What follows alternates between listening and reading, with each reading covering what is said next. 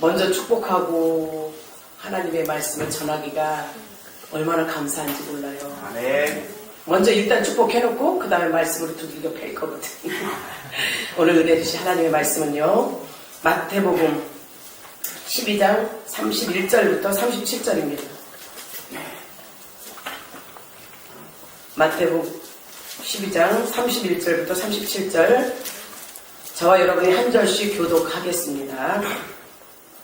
그러므로 내가 너희에게 이르노니 사람에 대한 모든 죄와 모독은 사하심을 얻되 성령을 모독하는 것은 사하심을 얻지 못하겠고, 또 누구든지 말로 인자를 거역하면 사하심을 얻되 누구든지 말로 성령을 거역하면 이 세상과 오는 세상에서도 사하심을 얻지 못하리라.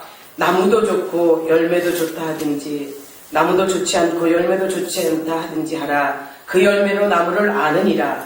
독사의 자식들아, 너희는 악하니 어떻게 선한 말을 할 수 있느냐? 이는 마음에 가득한 것을 입으로 말함이라. 선한 사람은 그 쌓은 선에서 선한 것을 내고 악한 사람은 그 쌓은 악에서 악한 것을 내느니라. 내가 너희에게 이르노니 사람이 무슨 무익한 말을 하든지 심판날에 이에 대하여 신문을 받으리니, 함께합니다. 내 말로 율법함을 받고 내 말로 정령을 받으리라. 아멘. 아멘. 오늘 이 말씀은요, 정말 무서운 말씀이에요. 하나님께서 사랑하는 자들에게 죄사함이 없다고 말씀하는 것처럼 하나님의 마음을 불편하시겠죠. 인자의 말을 거역하여도 사람에 대한 모독도 사함을 얻되 성령을 거역하며 세상과 오는 세상을 사함을 얻지 못한다. 어찌 생각하면 지금 성령 시대에 우리 성령 받은 자, 성령의 역사가 일어나는 자들인데, 성령을 거역하면, 성령을 모독하면, 성령을 해방하면 다시 오는 세대에도 사심이 없다고 했어요. 사랑하는 여러분, 이것은 무엇인지 압니까? 성령의 모독은요, 성령으로 말미암아 우리가 죄를 깨달아요. 성령의 역사하심으로 죄를 깨닫고 하나님 앞에 나와서 회개하게 하는 것이 성령의 감화예요.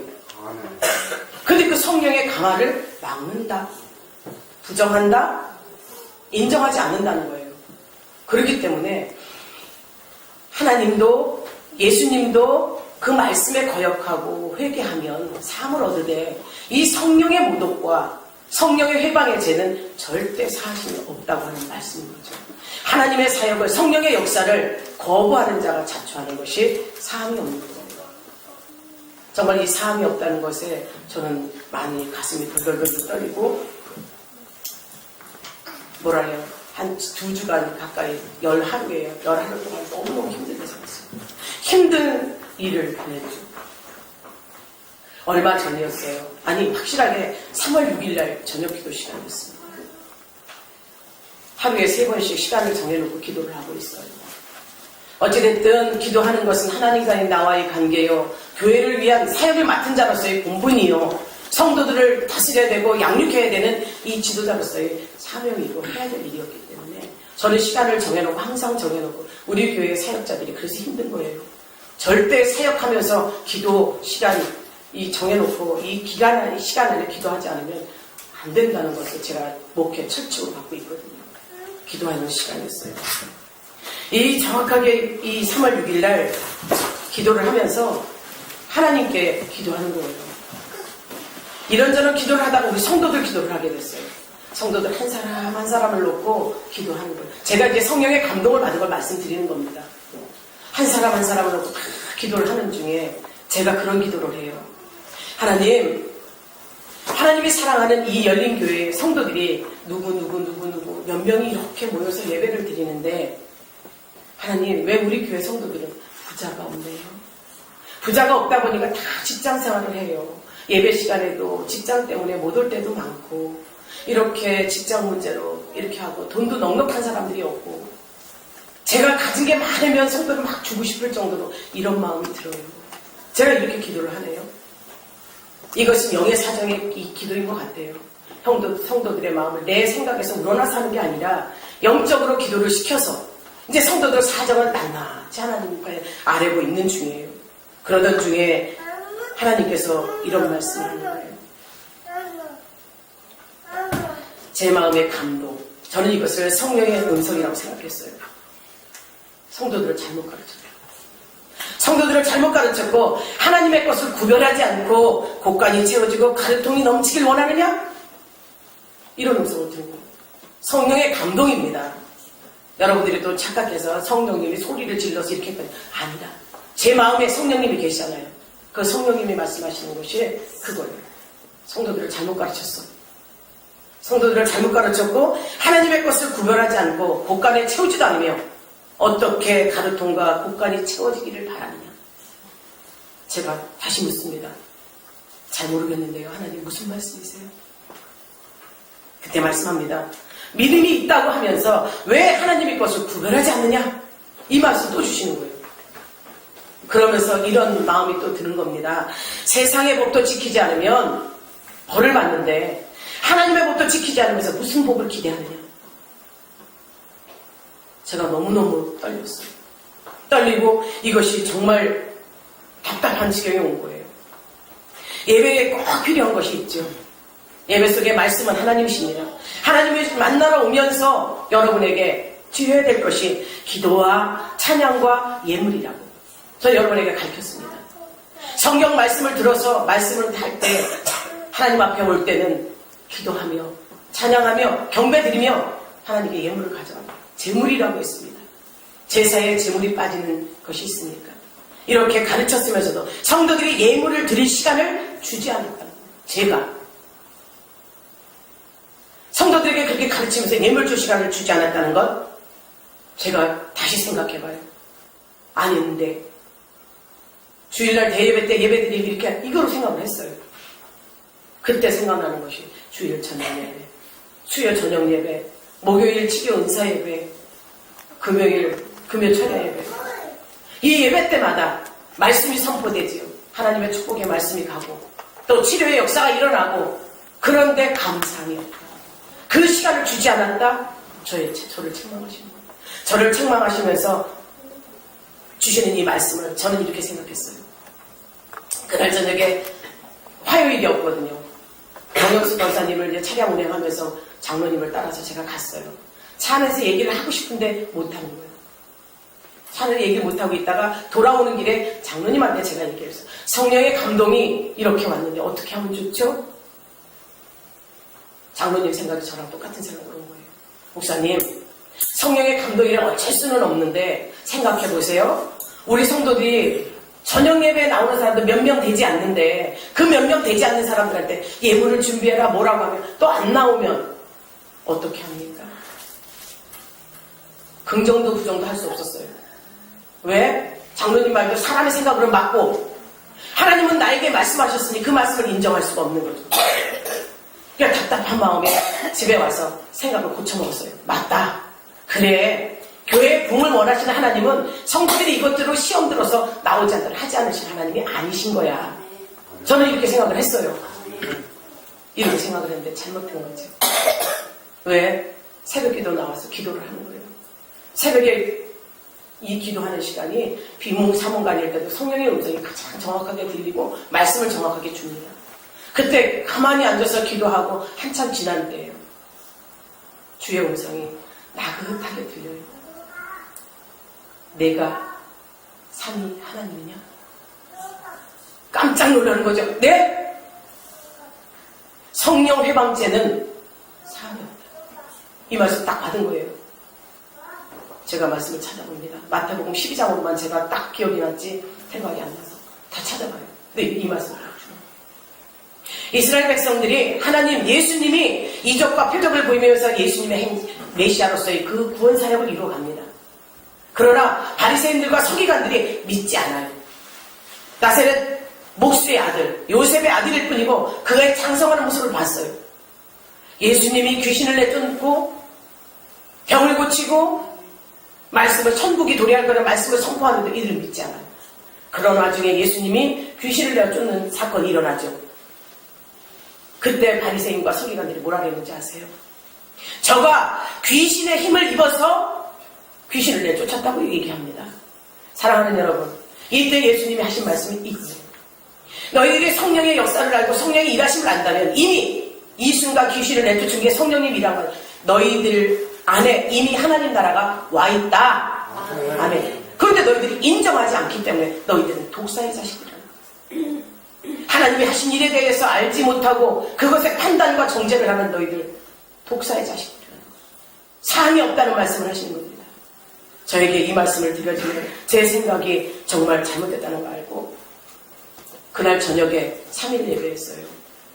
3일 예배 때 제가 성도들이 있는 데서 선포했어요. 선포를 하면서 앞으로 교회에서 이렇게 해서 공예배 때마다 예배 말씀이 있을 것이다. 이렇게 내가 이런 감동을 받았는데 너무 덜덜덜 떨리다 그랬어요. 그러니까 수요 예배만 하고 주일날 못했습니다. 그런데 그 기간 동안 저는 죽겠는 거예요. 계속 내 안에서 이 성령은 말씀하시고 그러다 보니까 어떤 게 나오는지 아십니까? 여기가 가슴이 터지는 것 같아요. 그리고 눈물이 절절절 나와요. 하나님 잘못했다. 하나님께 받은 은혜가 어디 있는 거냐? 죽을 수밖에 없는 거 살렸다. 죄악 가운데서 건져줬다. 수월에서 건졌다. 병든 거에서 건져줬다. 고쳐줬다. 그런데 너희들은 왜 내 것을 구별하지? 네가 그렇게 만들었어. 저는 여러분에게 선포해야 될 거예요? 안 해야 될 거예요? 수요일 저녁 예배하고 그 다음부터는 제가 이 말씀을 붙잡고 계속 있어요. 여기 가슴에서 답답해갖고 이거밖에 안 나와요. 그리고 기도합니다. 철철철철 울어요. 잘못했다. 하나님 잘못했어요. 잘못했어요. 용서해 주세요. 정말 찌릿찌릿하고 이게 죽겠는가 정말 어떻게 할 수 없어요. 그때 사도행전 5장에 아나니와 삽비라의 사건을 하나님이 말씀해 주시는 거예요. 성령의 감동을 받고 그들이 자기의 소를 팔아서 하나님께 드리기로 작정합니다. 아나니와 삽비라가 초대교회 역사에 성령의 역사가 무지 많이 일어날 때 자기 소유를 팔아서 하나님께 드리기를 작정했어요. 그런데 그 땅과 소유를 팔고 난 뒤에 물질 앞에서 그 성령의 감동은 사라져버렸잖아요. 성령의 감동으로 온 그것을 얼마만큼의 물질을 감추고 베드로 앞에 주의종 앞에 갖다 내밀었어요. 그때 너희들이 성령을 속이느냐? 성령의 이 회방죄로 그가 어떻게 됩니까? 즉사를 해버려요. 그 말씀을 주시면서 삽비라 또한 마찬가지.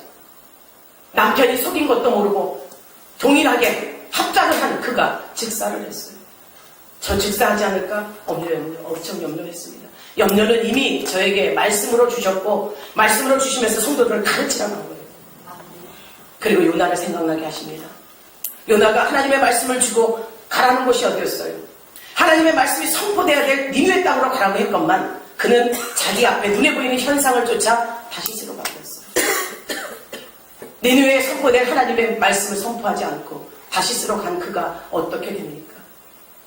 물고기 뱃속에서 3일 동안 죽을 고생하잖아요. 철저한 회개 속에 하나님 그를 건지셔서 어떻게 해요? 다시 니느웨 땅으로 보냅니다. 니느웨 땅으로 보내서 회개를 선포시키잖아요. 근데 니느웨가 어떻게 선포를 받은 말씀을 붙잡고 철저하게 회개할 때 요나는 또 신경질이 나는 거예요. 하나님의 말씀을 예언했던 내 말대로 되지 않고 저들이 회개했다? 회개해서 거기에 저주가 임하지 않았다? 사랑하는 여러분, 하나님 앞에 회개하는 자, 철저하게 회개하는 자, 하나님의 뜻을 이룰 수 있습니다. 아멘. 철저하고 회개한 자에게 하나님이 역사를 하십니다. 아멘. 이제 저는 작정했지요. 하나님께서 우리 교회에게 이렇게 성령의 감동을 주시고 이 주의종에게 말씀을 하신다면 주의종에게만 하신 말씀이 아니라 성도들에게도 선포해야 될 말씀이라는 거죠. 여러분 믿으십니까? 아멘. 주의종에게 말씀의 대언자로 세웠다면 그 입을 열어서 말씀하시게 하시는 분은 하나님이십니다. 아멘. 여러분에게도 정말 주의종이 돈을 위해서 돈 때문에 여러분에게 이 말씀을 선포하는 것이 아니에요. 제가 돈에 욕심이 있었다면 사역하지 않았겠죠. 세상에서 다 썩어질 것이었지만 가진 것도 많았죠. 누릴 삶도 있었어요. 우리 여기 친구 2분이 앞에 계셔서 알 겁니다. 가질 만큼 가졌다고. 뭐 세상에 부자는 아니지만 쓸 만큼은 있었어요. 그런데 하나님이 부르셔서 이렇게 이 사역을 감당하게 하고 물질을 내놓게 한 이유는 있겠죠. 저를 통해서 구원할 자가 있었기에 하나님의 말씀을 이루시기 위해서 한 겁니다. 그래서 하나님께서 저에게 사례비 받지 말라고 했어요. 목회하면서 사례비 받지 않는다 쉽지 않은 일이죠. 주의 종이 되어서 목사가 되어서 성도들의 그 피 흘려 버린 그 돈을 벌어서 먹고 사는 것조차 저에게 부끄러움이 없는 거예요. 사례비 받지 말아라. 하나님 명령하셨죠. 사례비 받지 않습니다. 이것이 자랑이 아니에요. 자랑하고자 여러분에게 하시는 말씀, 드리는 말씀이 아니고 알 건 알아야 되고 가르칠 건 가르쳐야 돼서 사례비 받지 않죠. 목회 활동비도 거의 사비로 써요. 저희 생활비보다 더 많습니다. 또 여러분 잘 아시죠? 중고등부 예배 때 매 주마다 예배 잘 드리고 시간 잘 지키고 하나님 말씀대로 살라고 하는 애들한테 10,000원씩 주는 거. 돈으로 그들의 마음을 살라고 하는 거 아니에요. 한 주에 7만원에서 10만원씩 주는 거야 합니다. 10,000원짜리를 흰 봉투에 탁 넣어서 준비하는 이유가 뭐냐면 그들의 인격을 존중하는 거예요. 시간을 지켜 그대로 화답하는 자, 그대로 살려고 하는 자에게 주는 거예요. 지금 현재는 물질로 저들의 마음을 잡으려고 하지만 하나님의 말씀 앞에 그들이 사로잡게 되면 저절로 그들의 신앙은 자라게 되거든요. 제가 그것을 하고 있다는 거. 그러면 여러분들에게 11조 신앙과 감사 예물과 선교 예물, 각종 예물에 대해서 말씀한다는 것이 어찌 제가 목회하면서 처음일 거예요. 이것에 대해서 이렇게 조목조목 하나님의 말씀 주시고 선포하라고 한 것이. 제가 만약에 욕심이 있었고 물질에 욕심이 있었다면 이렇게 사역을 감당하겠습니까? 아닙니다. 물질에 대한 욕심도 이미 썩어질 거라는 그 은혜를 받았고 사라질 거라는 거 받았고 이제 주의 은혜 속에 사는 인생이라는 말을 받았습니다. 여러분들도 마찬가지 아닙니까? 여러분들이 지금 부자는 아니지만 물질에 질질질질 끌려다니는 인생으로 살지 않으시길 주의 이름으로 축복합니다. 오로지 주의 종이 하는 것은 말씀이 역사하고 말씀대로 하라고 하기 때문에 하는 거지. 그렇다면 들을 자가 있어야 된다는 얘기죠. 들을 귀 있는 자 들을지어다. 성령이 말씀하셨어요. 말씀이 설포될 때 저건 내 말이야. 나한테 들으라고 한 거야. 목사님 나에게 찍어서 한 소리. 이렇게 들으시면 안 돼요. 그렇게 하는 말씀 아닙니다. 우리 모두가 함께 복받고 천국 가자고 말씀하는 것이니 여러분 모두 다 마음을 환히 열고 이 책망을 들으십시오. 저에 대한 책망이요, 여러분에게 대한 책망이요, 주의 종이면서 종노릇하지 않고 주인 노릇했던 것에 대한 책망을 제가 받았기에 여러분들도 선한 청지기로서 자신의 삶을 이끌어가는 하나님께 맡기라고 권면하는 겁니다. 오늘 이 말씀을 받고 제가 이제 작정했어요. 이제 우리 교회 예배는 예배 속마다 오늘 저녁부터 공예배, 구역예배, 모든 예배 속에 하나님께 드리는 헌금 시간이 있습니다. 여러분들 준비하시고 그렇다고 많이 내라 이거 적어서 이런 얘기 절대 아니에요. 마음을 하나님 중심으로 둬서 예배를 드리라는 말씀입니다.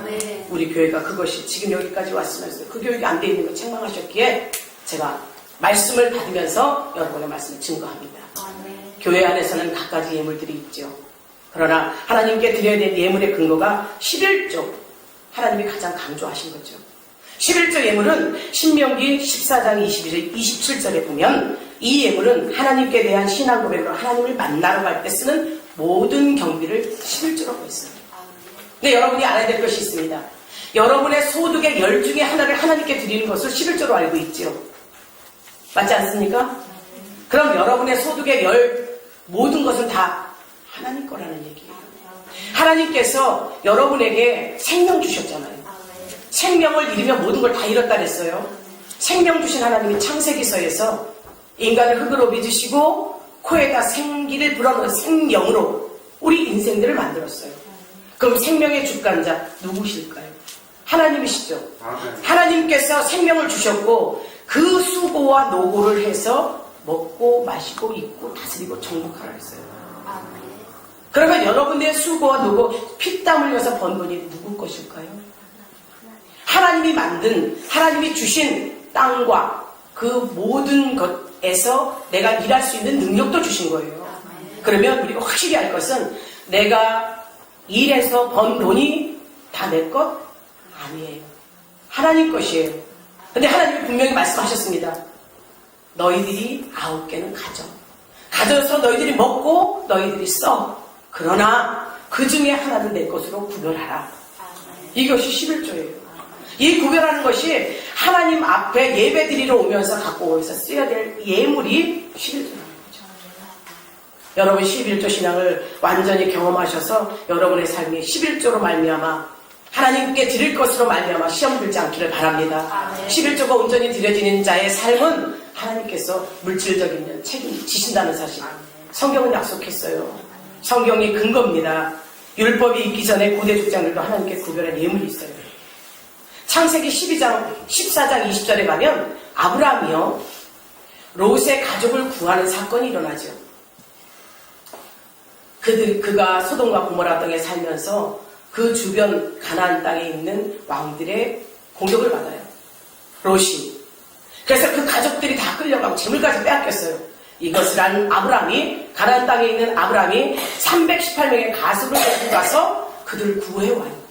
노약물도 전리품이라 그러죠. 그것까지 다 가지고 오면서 이가 만난 사람, 가장 먼저 만난 사람이 살렘 왕이요 멜기세덱이라는 자가 있어요. 이는 하나님의 거룩한 종인 거예요. 그에게 가장 먼저 노량물의 11조를 드렸어요. 율법이 있기 전에 아브라함이 이랬어요. 또 창세기 28장 20절 22절에 가면 야곱이 11조를 약속하는 일이 일어납니다. 이가 형 에서의 추격을 받아 도망하지요.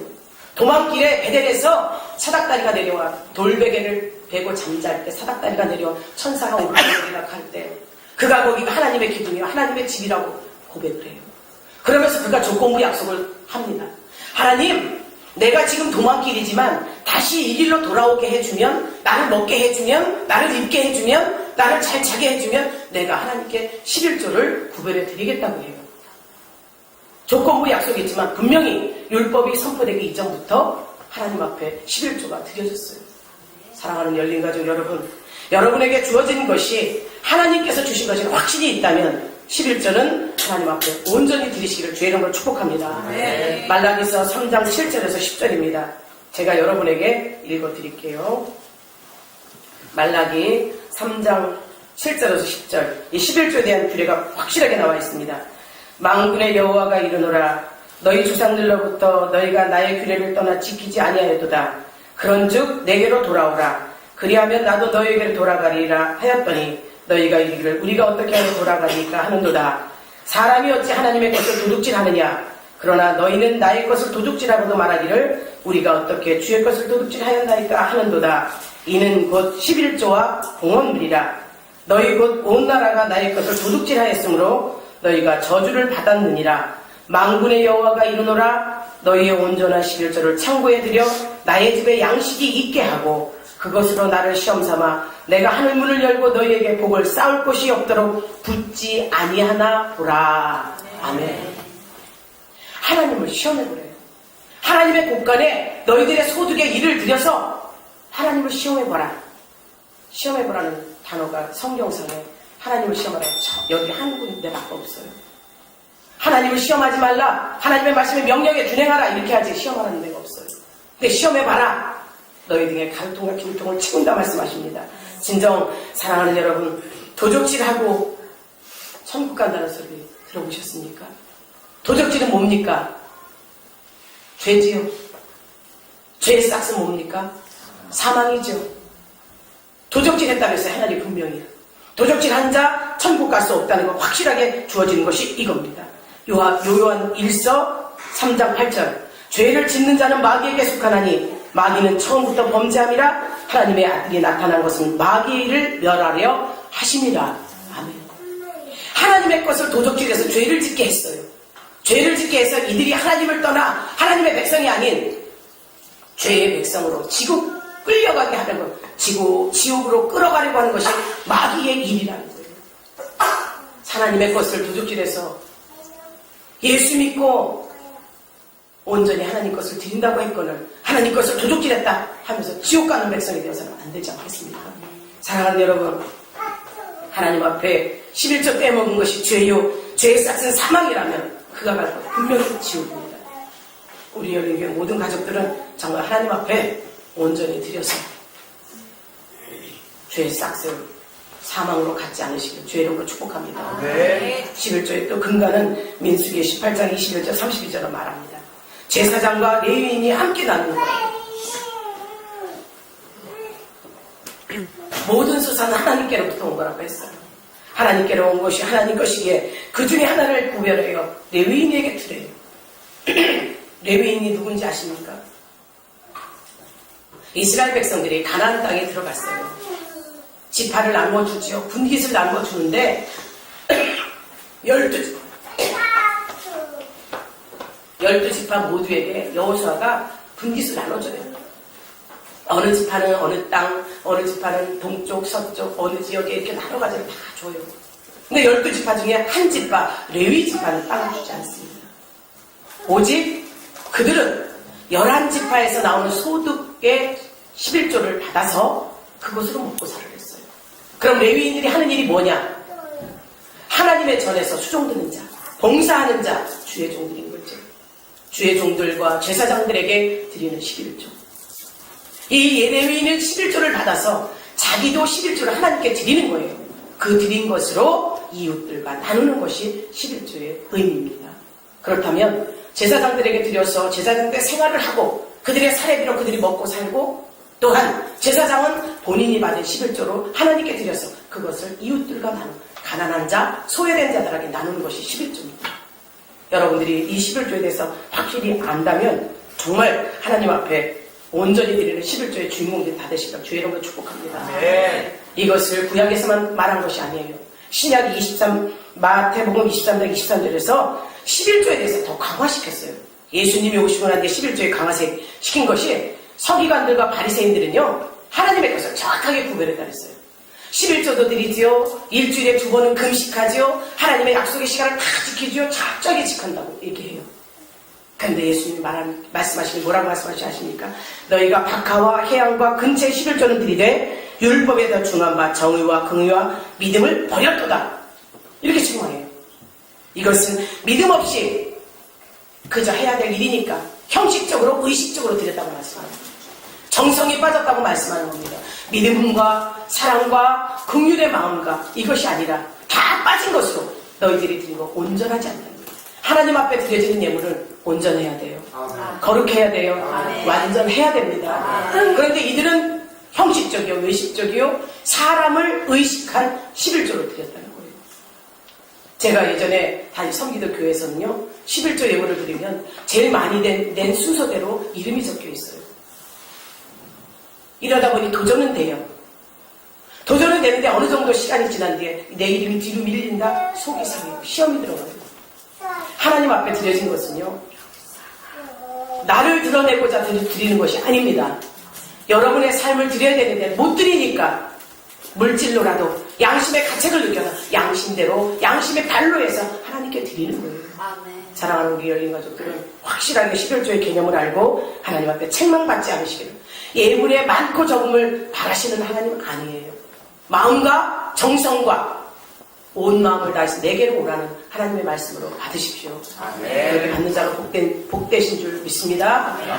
이제 감사 예물입니다. 11조 예물이 있고 감사 예물이 있죠. 여러분의 감사는 어떤 감사일까요? 정의합니다. 말씀에서 역사합니다. 요한복음 3장 16절이에요.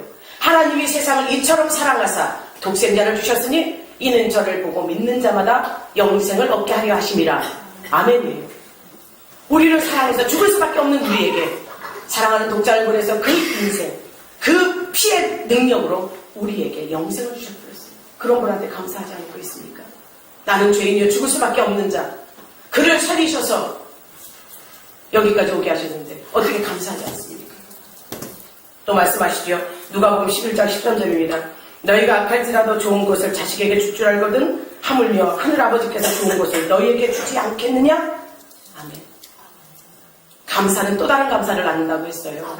항상 여러분의 삶이 감사가 차고도 넘치시기를 주의로 축복합니다. 오늘 이 감사가 병행을 해서 또 감사로 도미노 현상으로 계속 감사가 이어지는 삶까지 기쁜 게 어디 있어요? 여러분의 행복이 어디 있습니까? 평안에 있지 않습니까? 감사한 자가 평안한 거예요. 에베소서 2장 8절입니다.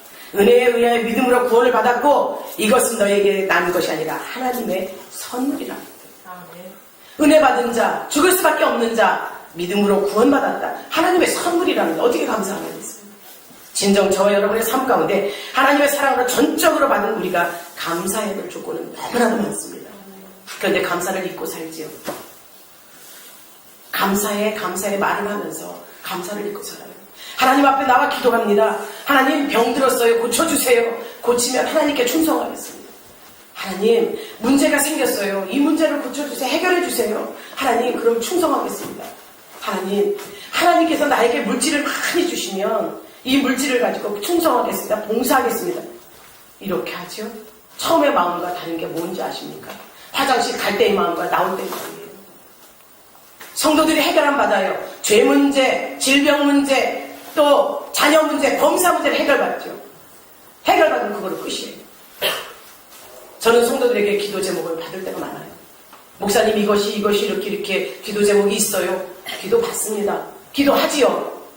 그러면 어느 순간에 기도가 됐다는 것을 알고 느껴요. 영적인 감각을. 성도들은 그런 말 안 해요. 아프고 고통스럽고 힘들 때만 와서 얘기하지. 목사님 해결됐어요. 잘 됐어요. 그런 말 하지 않습니다. 왜일까요? 감사를 잊었기 때문이죠. 사랑하는 우리 열린 가족들은 모두 다 감사함으로 하나님께 영광 돌리시기 바랍니다. 죄를 통해서 죽을 수밖에 없는 우리에게 아낌없이 내어주신 주님, 또 하나님의 은혜에 감사해서 자원해서 예물을 드리라고 말씀하시는 주님, 감사를 잃은 너희요, 이건 책망 아닙니까? 사랑하는 우리 열린 가족 모두는요, 감사를 잊지 않으시길 주의 이름으로 축복합니다. 고린도후서 9장 6절 7절 말씀합니다. 이것이 곧 적게 심는 자는 적게 거두고 많이 심는 자는 많이 거둔다. 각각 마음이 정한 대로 할 것이요 인색함으로 억지로 하지 말라. 하나님은 즐겨내는 자를 사랑하신다. 아멘. 감사 예물을 드리는 것이 하나님을 기쁘시게 하는 일이라고요. 우리는 기꺼이 아낌없이 예물을 드려야 돼요. 여러분의 마음이 어디 있습니까? 하나님께 있다면 하나님 앞에 아낌없이 드릴 때 우리를 만드신, 우리를 구원하신, 영원한 은혜 안에 살게 하신 그분께 감사합시다. 감사하십시오. 우리의 영적인 유익이 즐겨 기쁨으로 드림으로 얼마만큼 채워지는지 누가복음 6장 38절 말합니다. 후히 되어서 누르고 차고 흔들어 넘치도록 주신대요. 받고 싶으시죠? 감사하십시오. 이것저것 뭐 감사가 아닌 범사 감사하십시오. 이것저것 큰 감사가 없는 거예요. 정말 하나님 은혜 안에서 저와 여러분이 마음이 있는 곳에 보물이 있다고 했으니 여러분의 마음이 천국에 있길 바랍니다. 여러분의 보물을 하늘에 쌓으라고 했어요. 그것은 좀도 등록도 도둑도 당하지 않는다고 했습니다. 여러분의 마음을 천국에 두십시오. 그것에 드리십시오. 먹을 거 입을 거 아무 염려하지 말래요. 오로지 너희는 내게 와서 구하고 평안하래요. 이것이 주님의 마음이랍니다. 감사하지 않습니까? 헌금을 드리는 것은 돌려드리는 것은 하나님께 돌려드리는 것은 하나님 것을 하나님께 돌리는 거예요. 아시겠죠? 이것이 저에게 주신 책망이었다면 우리 성도들도 그대로 행함이 있어야 되는 거예요. 교회의 붕을 가로막고 있는 것이 말씀을 듣되 행함이 없는 믿음이라고 했어요. 야고보서 기자는 말합니다. 행함이 없는 믿음은 죽은 믿음이라고. 우리 열린교회 모든 성도들이 죽은 믿음이 아닌 산 믿음의 주인공들로 다 되시길 주의 이름으로 축복합니다. 강요로 억지로가 아닌 자원하는 기쁨으로 하나님께 예물을 드리시기를. 그런데 여기에 문제가 있어요. 남의 눈치 봐서 또 요만큼이면 찌까를 맞지 않을까? 없는 과정에 비뜯어서 허덕대가면서 내리는 건 아닙니다. 나한테 있는 예물로 하나님 것을 구별하고 감사함으로 구별하고 없으면 없는 대로 있으면 있는 대로 그 안에서 충족해 내라는 거지 빚을 내라는 거 아닙니다. 그 없는데 어떻게 내? 꼬다내? 아니죠. 하나님은 자원한 예물, 기쁨의 예물, 있는 가운데서 드려진 과부의 두렵도를 기뻐하셨습니다. 그렇다고 요거밖에 없는데 요거 드리면 나는 못 먹고 살아? 사르밧 과부의 역사를 믿으십시오. 주의 종을 선대한 뒤에 그에게 있는 것은 뭡니까? 가루통과 기름통이 차고도 넘쳤어요. 진정 우리 열린 가족들이 하나님 앞에 온전히 중심을 보시는 그분께 드리시기를 주의 이름으로 축복합니다. 이제 예물 중에 주일 예물이 있습니다. 여러분이 주일을 주님 앞에 올 때 어떤 마음으로 오시나요? 온전히 다 주일을 성수하는 온전한 마음으로 오시지요? 하나님 것을 어떻게 구별하고 오셨나요? 내가 산 재물에 산 재물로 오신 건 맞습니다. 그러나 온전하지 못하지요. 세상 속에 깨지고 터지고 눈으로 보고 입으로 죄를 짓고 귀로 듣고 죄 짓고 있습니다. 그럼 온전하지 못한 내 모습이 산재물로 왔다고만 드려졌다 장담하실 겁니까? 아닙니다. 온전하지 못하게 예물로라도 하나님 앞에 드리는 것이 양심의 가책을 느낀 자가 할 일입니다. 우리가 주일 예물, 추정 예물, 하나님 것을 온전히 구별하여 드릴 수 있는 축복의 예물이 되시기 바랍니다. 하나님의 사역 속에 7일째 안식하신 그 하나님께서 내가 거룩하니 너희도 거룩하라. 너희가 거룩한 힘을 얻어라. 분명히 말씀하셨어요. 그런데 하나님 전에 나오고 공수도 오지 말라 했어요. 아까도 말씀드렸습니다. 예배 속에는 기도와 찬양과 예물이 있다고. 온전히 하나님께 드려지는 가장 귀한 성도의 의무가 이 주일 예물인 거예요. 성도의 기본이 하나님께서 당연시 여기는 이 예물. 하나님 앞에 온전히 드려지는 저와 여러분이 되기를 주의 이름으로 축복합니다. 도리로서 마땅한 것. 이제 또 선교 예물이 있어요. 하나님의 사역에 쓰이는 예물, 하나님의 복음이 전파되는 곳에 쓰여지는 예물, 이것은 생명 살리는 예물이라고 해요. 선교 예물을 하나님께서는 기뻐하십니다. 예수님의 사역 속에 예수님이 돈이 있으셨나요? 없었어요. 가난한 자들만 따라다녔어요. 거지 같은 자들, 세상에서 버림받은 자들이 많이 쫓아다녔어요. 그런데 무슨 돈이 있었겠어요? 그러나 예수님 사역 속에 분명한 동역자가 있었어요. 물질의 동역자, 그 물질로 말미암아 생명 살리는 데 쓰는 아낌없이 예수님이 사역할 수 있다. 사도 바울이 가는 것도 그랬어요.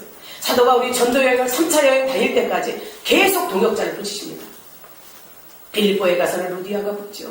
브리스가와 아굴라와 갈라디아 교회, 에베소 교회, 교회들마다 다 선교 예물을 준비합니다. 또 예루살렘 교회에 궁핍이 왔어요. 어려움이 왔을 때 이 사도 바울이 세운 교회들, 초대교회들은 어떻게 합니까? 다 성도들에게 연보를 얻어서 그걸 부조를 해요. 그렇게 해서 교회가 서도록 했습니다. 사랑하는 여러분, 생명이 살리는 곳에 하나님께 드리는 예물이 얼마나 큰 일을 감당하는지, 하나님께서 허락하신 가장 큰 사명 중에 하나가 선교예요. 생명을 살리는 일입니다. 온전히 우리 하나님께서 생명 주신 하나님께 구하는 것을 아낌없이 드려서 축복받는 열린교회 모든 사람들이 다 되기를 주의 이름으로 축원합니다. 성경에 수많은 사람들이 선교 예물을 드려서 잘된 사람들이 많죠. 선교하는 교회는 망하지 않는다 했어요. 다행히도 우리 교회는 선교 많이 하죠. 지교회를 세워가고 또 중교회 선교사를 내보내고, 여러분이 전도할 때 물질을 아낌없이 투자하지 않습니까? 하나님 앞에 드려지는 이 선교 예물도 아낌없이 주님 앞에 드리시기를 주의 이름으로 축복합니다. 고린도서 9장 10절입니다. 하나님이 능히 모든 은혜를 너희에게 넘치게 하시나니 이는 너희로 모든 일에 항상 모든 것이 넉넉하여 모든 착한 일을 넘치게 하려 하시니라. 선교에 최선을 다하는 자, 하나님께서 생명 연장의 기회, 장수의 복을 준다 그랬습니다. 이제 건축 예물입니다. 건축 예물은요, 역대상 29장에 잘 나와 있어요. 여러분이 역대상 29장을 한번 보면 다윗이 성전을 짓고자 합니다. 그때 하나님께서 말씀하셨죠. 너는 손에 피를 많이 흘려서 하나님의 전이 네 손으로 지을 수 없다고. 그러니 내 아들이 지을 수 있도록 예물을 준비하라고 해요. 세상의 것을 준비합니다. 성전은 사람을 위한 것이 아니라 하나님 여호와가 계신 곳이요 하나님의 곳입니다. 하나님을 떠난 자가 하나님께 돌아오는 방법 중에 하나가 하나님의 전을 찾는 거예요. 그렇다면 하나님의 전은 거룩해야죠. 거룩한 하나님의 전을 오로지 성전 쓸 예물로 다윗이 고백한 것은 저와 여러분을 알아야 됩니다. 역대상 29장 16절입니다. 우리 하나님 여호와여, 우리가 주의 거룩한 이름을 위하여 성전을 건축하려고 미리 저축한 이 모든 물건이 다 주의 손에서 왔으니 다 주의 것입니다. 아멘. 이렇게 성전 예물을 드린 거예요. 건축 예물. 사랑하는 여러분, 이스라엘 백성들도요, 출애굽을 마칠 즈음에는 성막이 지어져요. 회막이 지어져요. 그럴 때 이들이 출애굽할 때 가지고는 은, 금, 폐물 세상의 것을 다 하나님의 전을 갖다 놔요. 그래서 하나님의 전을 짓습니다. 그런데 이들이 얼마나 자원해서 예물을 갖다 드렸나, 나중에는 그만 가지고 나갈 정도로 그렇게 하나님 앞에 드립니다. 사랑하는 우리 열린 가족들 모두 다 하나님의 전을 사모하고 하나님의 전에서 은혜 받고 하나님의 전을 세우는데 아낌없이 드리는 자가 되시기를 주의 이름으로 축복합니다. 이스라엘 백성들이 포로 시대를 지나면서 성벽 재건의 역사가 일어나요. 성벽 재건을 하라할 때 이들이 그 성벽이 자기 집 앞을 지나가는 성벽들은 다 자기네 집에서 그만큼 다 자기들이 나와서 성벽을 쌓아요. 또 이스라엘 백성들의 예루살렘 성전이 무너지고 서해지는 수룹바벨 성전이 있습니다. 수룹바벨 성전을 지을 때 이들은 아낌없이 물질을 들여서 하나님의 전을 짓습니다. 진정 건축 예물 또한 하나님께서 기뻐 받으시는 예물인 줄 믿습니다. 네. 아낌없이 드리고 많이 드려서 나중에 갖고 오지 말라고 할 정도로 여러분의 삶이 풍요롭기를 주의 이름으로 축복합니다. 이제 마지막으로 절기 예물이에요. 다양한 예물이 있습니다. 그런데 절기 예물은 무엇이냐? 레위기 23장 37절 38절입니다. 정말 이스라엘 백성들은 하나님 앞에 받은 은혜가 이루 말할 수 없어요. 우리 또한 마찬가지예요. 그런데 절기마다 하나님 앞에 나올 때 공수로오지 말래요. 거룩한 일인 날이니 성회로 모여라. 일하지 말아라.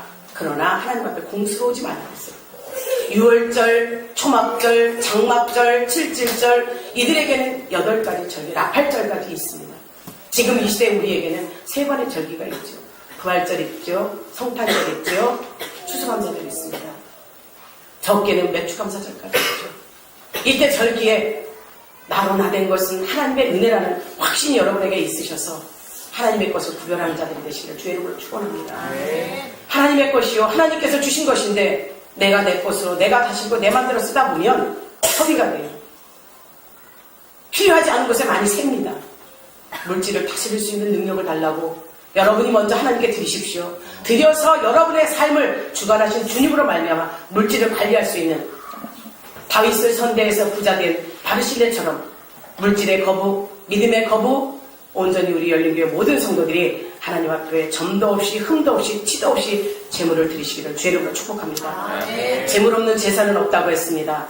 사랑하는 열린가족 여러분, 하나님께 드리는 예물을 말씀해 주시고 가르치라고 하셨다면 여러분들에게 주시는 메시지가 그냥 흘려드려야 될 일이 아니라는 거죠. 여러분 모두 찔림이 있으셔야 됩니다. 답답함이 있어야 됩니다. 통회하는 역사가 일어나야 됩니다. 저 이것 때문에 성도들 시험 들을까 하면 많이 기도했어요.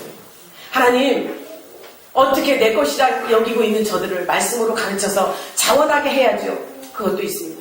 그러나 이미 들을 때가 됐고 장성한 분량이 되었고 구별해서 하나님 걸 드려야만 더 복을 받는다고 말씀하시니 내가 어떻게 말하지 않을 수가 있습니까? 여러분 온전한 11조를 드리십시오. 매 예배 때마다 감사 예물 드리십시오. 주일날 주일을 성수해서 온전히 하나님께 예물을 드리십시오. 하나님의 전을 사모해서 이제 짓고자 할 때 건축 예물을 드려서 여러분의 집이 아름답게 내가 짓지 않는 집에서 살 것이요 내가 심지 않는 나무의 과실을 먹을 수 있는 역사가 여러분의 삶 가운데 일어나기를 바랍니다.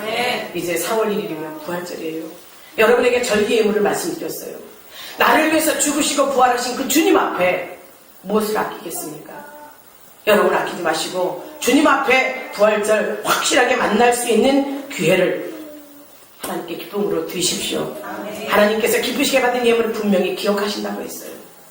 여러분의 몸이 먼저 거룩한 산재물로 오시고 합한 내 삶 속에 누리고 있는 것까지도 주님과 드릴 수 있는 귀한 우리 열린 가족들이 다 되기를 주의 이름으로 축복합니다. 또 예물이 다양하게 많아요. 특별 예물도 많죠. 그런데 우리 교회는 그거 하지 않습니다. 왜 안 하느냐? 1000번째 예물이 있다 해서 매일 1000번을 드리는 예물로 말씀을 성경하고는 벗어난 말씀이에요. 1000번째 예물, 내 마음의 준비가 돼서 드리는 것과 강대상에서 드려야 된다고 아닙니다. 솔로몬이 하나님 앞에 은혜 받은 것에 너무 감사해서 1000가지 예물을 가지고 드렸던 것이 1000가지 예물이라면 얼마만큼 어마어마하겠죠. 1000가지 예물을 가지고 드린 것이 1000번째예요. 사랑하는 여러분에게 가장 고귀한 것이 물질의 눈이 어두워서 하나님 앞에 직사했던 아나니아 삽비라. 또 말씀합니다. 이 물건을 다스릴 수 있는 능력은 하나님께로부터 성령의 역사로부터 온다는 사실. 저는 성령 해방자에 걸리고 싶지 않아서 이 답답한 심령을 설교 준비하면서 아이고 죽겠네 이게 가라앉았어요. 이렇게 선포하면서 하나님의 애절한 심정을 여러분에게 전하는 겁니다. 시험 들지 마시고 내 삶을 돌아보시고 내가 하나님 앞에 합당하지 않은 것 드리십시오. 성령의 감동을 잃지 않고 계속 기도하고 말씀으로 준비했어요. 시험이 든다는 것은 마귀에게 진 겁니다. 내 신앙생활에 하나님과의 막힌담이 혹시 물질이라면 그 막힌 담을 허는 역사가 여러분의 삶을 통해서 최상의 예물로 하나님 앞에 드려져서 해결함 받으시기를 주의 이름으로 축복합니다. 기도하면서 그 문제가 해결의 드림이라면 드리십시오. 그거보다 더 쉬운 문제가 어디 있습니까? 죽는 자가 살아나지요, 병이 고쳐지지요, 악한 것에서 수월해서 건져진다는 것 믿는 우리 여린이 가족들 정말 천국 갑시다. 물질 때문에 인생을 꼬이게 하는 불쌍한 영혼이 되지 말고 하나님 앞에 온전히 드릴 수 있는 귀한 축복의 자녀들이 다 되시길 주의 이름으로 축원합니다. 오늘 저녁부터 저녁 예배부터 예물 시간이 있습니다. 예물의 많고 적음을 하나님 안 따지신다고 했어요. 다만 마음을 드리고 정성을 드리라는 주님의 메시지로 받으셔서 실천하십시오.